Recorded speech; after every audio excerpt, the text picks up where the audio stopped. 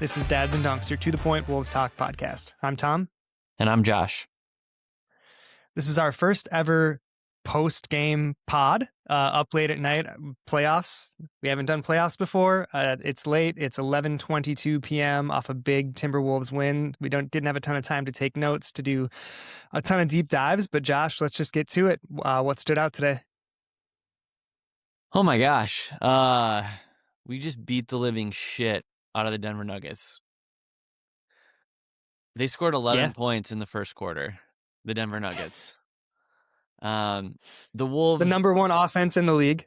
The Wolves whooped up on the Nuggets, and the Wolves shot 26% from the 3-point line. I mean, I put on my Jaden. It's not black for the blackout, but I put on my Jaden jersey. I've got my Jaden hat on. We got to talk a lot about Jaden.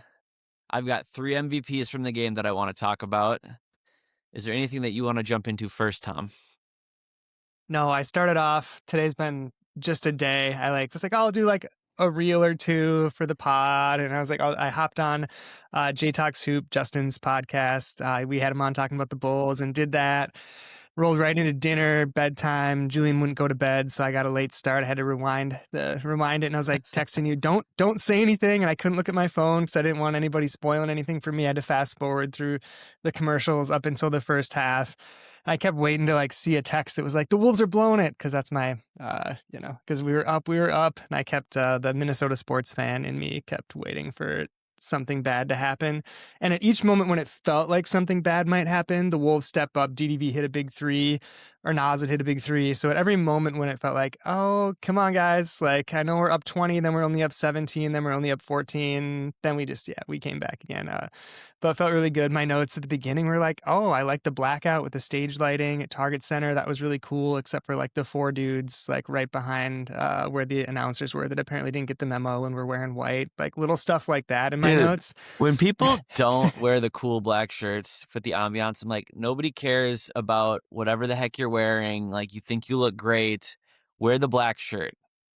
It's the easiest thing ever. Or show up in black because it's a blackout. And if you're going to a playoff game and we know it's a blackout, show up in a black shirt. That's fair too. And if you're right behind where the announcers are, you have enough money to have bought a nice black hoodie or a black jersey.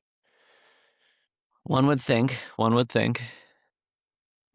that's trivial because the game was so great. But that was my early notes before the game just blew up and all the cool stuff happened. And of your 3, I would imagine Ayo's one of them. But that was some of my first quarter notes. I got notes from each quarter because I was just so frantically taking voice notes because I was so excited the whole time. But yeah, I think we got to talk. Should we start with Jaden just because of the smack talk and talk about how well he played? Yeah, because I have 3 MVPs. Jaden is one of them. I think Jaden is my overall MVP. I don't even know if he had the best game. Let's look at his stats. Jaden McDaniels played 41 minutes. He led the team in minutes. He scored 20 points, which was second only to Ayo. He had 10 boards, 3 assists, no turnovers. He was +8. I thought he played great defense on Jamal Murray and really harassed him, really bugged him. But the fact that he talked smack to every single guy in the Denver Nuggets team, he called them out by names. Everybody in the national media was talking about it, and he backed it up.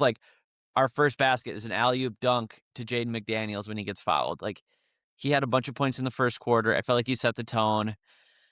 It's hard to have a good game in the NBA. It's hard to have a good game in the NBA in the playoffs. It's even harder to do it when the other team wants you to look bad because you just made fun of all of them.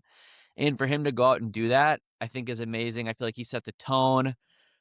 I kind of feel like he ruined their psyche, their mental space. They're I don't know. I feel like he broke the Nuggets. MVP. I mean, I didn't see anyone there with a Jamal Murray has a fragile soul sign, but Jaden definitely. But he does. Jaden definitely took it to him, and you could see him at the end, their faces, him and Jokic. Jokic had an eye twitch going on at the end when they zoomed in on him too. Yeah, that was fun. I agree. He played really well, and I wasn't worried about the Wolves after his comments. Yeah. I think the Wolves are a team, in my opinion, to zoom out here, what I was going to talk about before. before the adrenaline of this amazing win.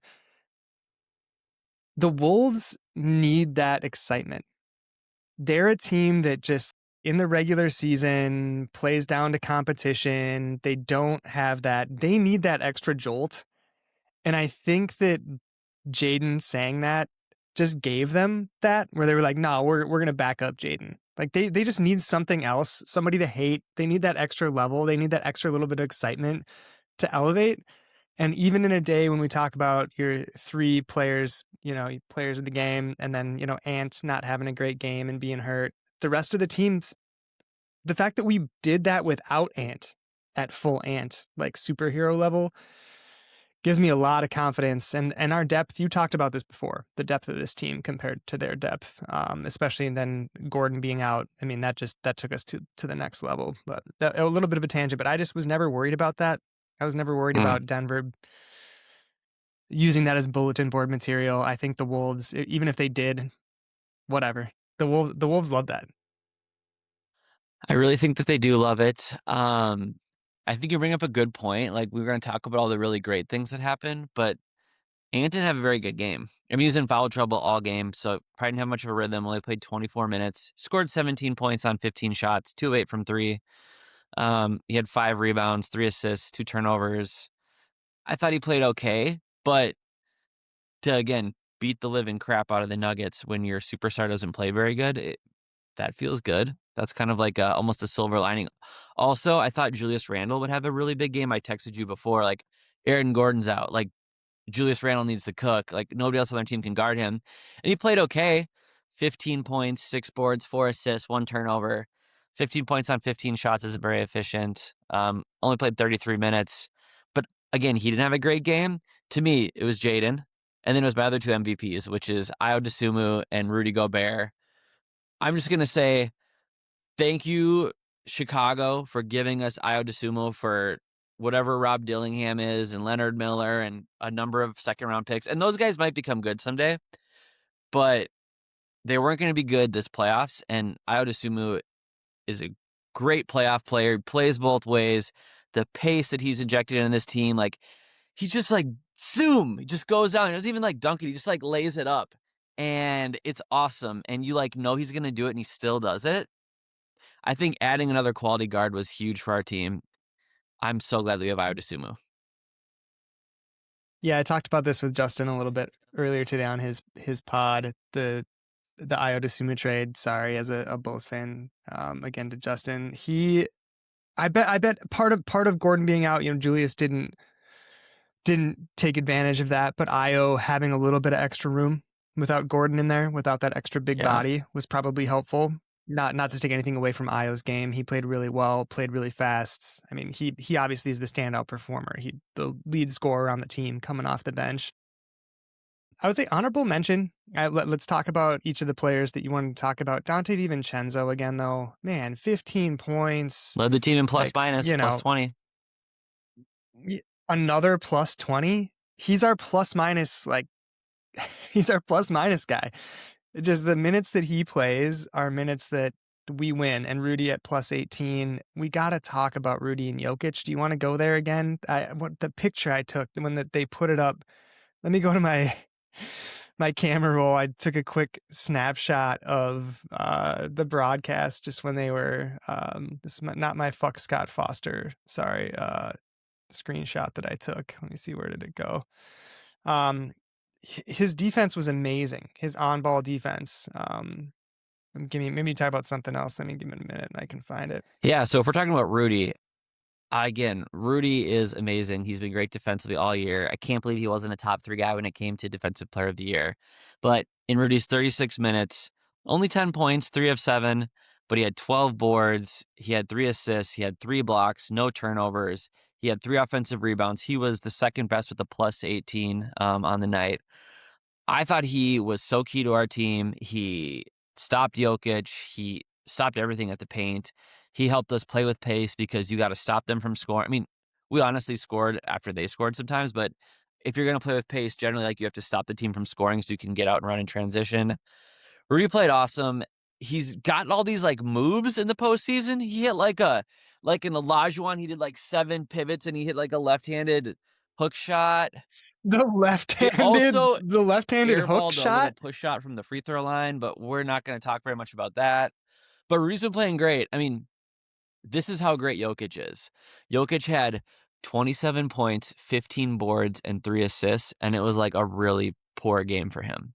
It took him 26 shots to get 27 points. He had 3 assists. He had 4 turnovers. I can't tell you the last time he had more turnovers and assists in an NBA game.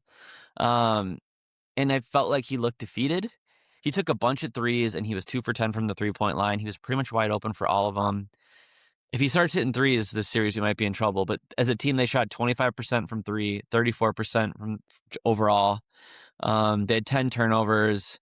Again, we didn't shoot great from three. We shot 26%, but we shot 48% overall.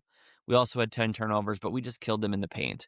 To your point earlier, not having Aaron Gordon, I think he is their own. Like, I know Jaden says he's a bad defender. I think when he's healthy, Aaron Gordon is a good defender. I think him and Peyton Watson are their only good. Maybe Christian Brown.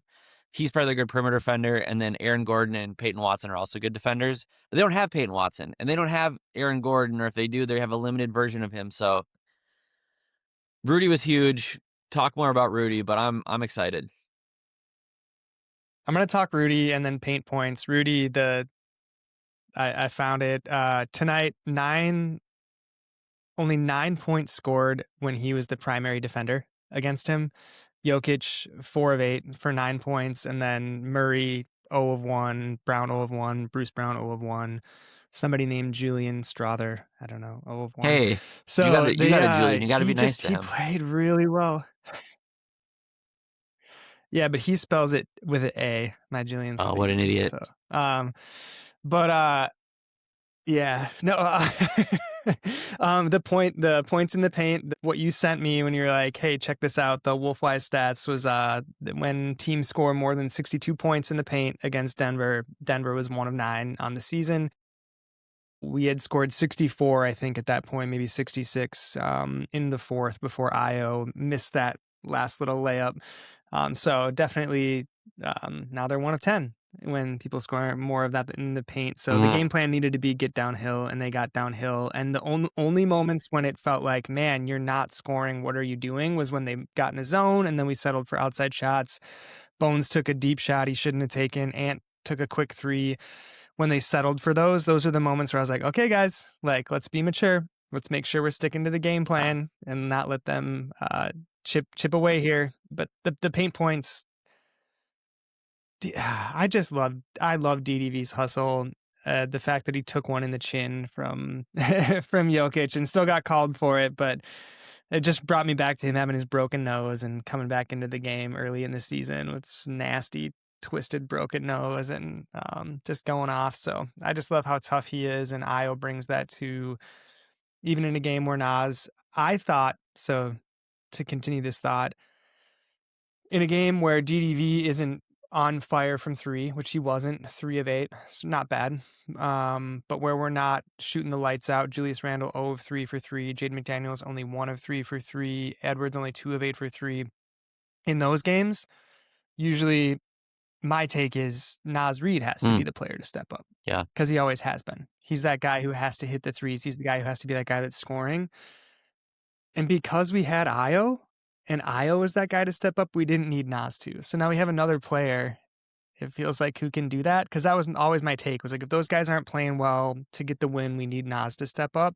And in a game where we didn't shoot well, and we still just beat the crap out of them, the intensity from the jump was wild. I think back to my first quarter notes when I look quick, I was like, oh, this feels like the fourth quarter.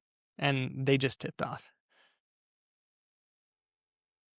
Yeah, it kind of it probably wasn't to the level, but do you remember, was it game 2 against Denver in the conference semifinals when we beat him in 7 games? Game 2, and Rudy was out because he had a kid, and that was the game that Jamal Murray was like chucking heating pads or something on the court. And it same thing, like Nikhil was like guarding him like 94 feet. He's like smiling like we just destroyed him. This kind of felt like that. Where it was just like from the get-go, we were just in it more than they were. We were just more intense. It's like we were playing a playoff game. They were playing like a preseason game. This doesn't mean we win the series. I thought we'd lose game 3, partially because we just won game 2, partially because Scott Foster was refereeing. Um, Scott Foster tried his yeah. best to keep Denver in this game. He tried. What is his There were deal? Like, moments. refs make really good money, I think. I think they make, like, hundreds of thousands of dollars. And, like, it's not about you, though. Like, nobody buys a ticket to be like, "Oh, I wonder what Scott Foster's gonna pull today." It's like, we wanna watch NBA players make cool, athletic, dynamic plays. We want that to be the drama. We don't care about the refs. I should know referees' names. I don't know. It's just like, what are we doing? But, yeah, I can't believe we won the game. We smoked them. That was great. I was a little bit nervous because I'm a Wolves fan, so I'm like, "Oh, are they gonna come back?" And, like, you just have that internal trauma. But that was great. I mean, what do you think this means for game 4? What are you gonna look for? Gordon's health, and wasn't healthy, or it just wasn't on, and we still took it to him. So that makes me a little more confident. They need Gordon back. I think they're going to come out with a renewed intensity, but Did they came they? out with intensity too. And they just it felt like they were pushing the pace too, in a way that Denver doesn't normally push the pace. Yeah. I feel like it felt like they were both I trying. felt like they were both trying too So hard at the beginning of the game. I Like, it don't was know, very man. frenetic. Nobody was hitting shots. But we were on top of that frenetic. Yeah, Normally, I think when it gets that frenetic, the Wolves end up having turnovers and they that's don't true. actually come out on top, and they're not up 10 That's after true. that frenetic pace of play. But we just hit more shots after that, because I get worried about that too. There was a point in the third, I think it was the third in my notes here, where I was like, okay, can we just get slow-mo in here now? We just started to do that again, where we just got too excited. We were playing too fast. But I mean, if DDD keeps playing like this, him ending the game, he had missed a couple threes, and then he took one in the fourth and drilled it, a three, just for that confidence moving into the next game, and then ending it with an Ayo to Donte alley oop. It's like, just anytime you can see Donte getting an alley oop, you know that it's a good game and everyone's having fun. Wolves against Murray, man, towards the end, they were all over him. And I know that I talked about switching and how everyone was able to play well on him. I think that yeah, I just think that they really game planned well for them and did execute. I don't know. We just got done watching the game, so it's Yeah. hard to hard to figure out how they did it necessarily. But they got, how they did it was they got downhill and they were more physical and more athletic, because they're a more physical, more athletic team, especially without Gordon. Like, Gordon is their Yeah. physical athletic player, and we just have too much It's athletic talent. it was interesting because, again, I think our best player is Anthony Edwards. You could argue our second best player is Rudy or Jaden. Some people might say Julius. I think for the Nuggets, their two best players are very clearly Jokic and Murray. And Ant didn't have a good game. Neither did Jokic or Murray. But like, all of our other players are better than all of their other players. I think that's very clear. Again, whoever you want to say like our two best players are, outside of each team's top two, I think our team is much better. And that's I think why we smoked them, because all our other players played a lot better than all of their other players. I don't I expect Jokic to have like a Jokic game this series. Like, he hasn't had the 40 points, 15 rebounds, 15 assists game. Like, I think he's gonna do that because I think he's the best player in the league. Also, I don't think Ant's had a superstar game either. I hope, his health allows for that, but we're up 2-1. Game 4 is on Saturday at home.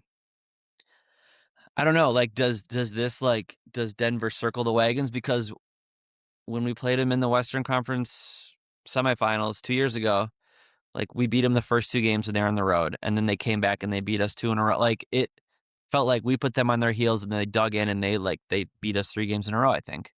Um, so I don't know, like, are they gonna do that? Are they gonna circle the wagons and come back and, like, have resolve and play hard and compete or beat us? Or did we just break them?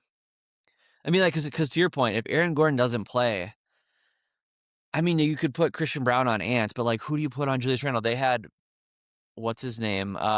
Spencer Jones on him. And honestly, he played okay, but I mean, they played Zeke Naji 16 minutes. I mean, Tim Hardaway played 28 minutes. He's a good player. He didn't have a very good game. They played Bruce Brown. He did some loud things, but I didn't think he was very good. Julian Strother, I didn't think he was very good. And again, we're bringing Ayo off the bench. We're bringing, who didn't have a great game, but we're bringing Nas off the bench. You know, like even Bones had some good moments. Kyle Anderson is a connector. Hey, yeah, Bones, when he came in, though, that was one of those times he took an ill-advised deep three after that. But when he came in and hit that deep three, there was a little mini run happening, and he came in and nailed that deep three. And he was 2 of 4. He shot 50% from three. So I'm He was sticking up also for the my guy only Bones guy in the again. Wolves who had a negative he plus minus. Yeah, okay. If we're gonna nitpick, yeah. Nas didn't have a Negative very good 1, game either. okay. But that was I mean, yeah. but Ayo played great. Rudy played great. Jaden played great. Donte played great. Even, I mean, Anton played great, but I don't think he was like a disaster. He didn't shoot very well. Julius wasn't amazing, but I don't think Julius was a disaster. Like Julius had like good body language. I think he was trying hard. Yeah, I'm excited. Like again, Denver could turn it around. I think Jokic is the best player, but it feels like we do truly have some momentum at this point. Like when we won game 2, it kind of felt like we stole game Yeah, 2. I don't know if you agree or disagree. Do you think we stole it? I kind of felt like we stole it from them. Like we're down by 14 in the first quarter of that game. We came back on the road. I think we stole it. But we this definitely game, did. Yeah, we battled back at half and then go down in the third and then to come back in the but fourth this and game take it we on the stomped road. them. Yeah. And now we have another home game. How cool would that be to just take that win? 3-1 going back to Denver.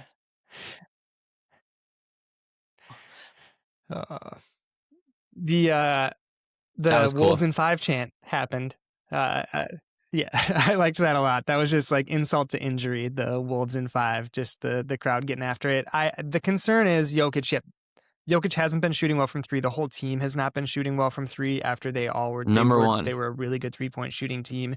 Jokic could go 6 for No. 8 from 3 or something, and just I mean, in the paint, it seems like he is struggling with Rudy. That's why we got to give Yeah. Rudy his flowers again for how well he played. But I think Jokic could go off, and a not healthy Gordon is tough. Yeah. It's a calf, right? Which he's had Yeah, that's a like tough one. calf, hamstring, like things all season. He missed 46 or 48 games.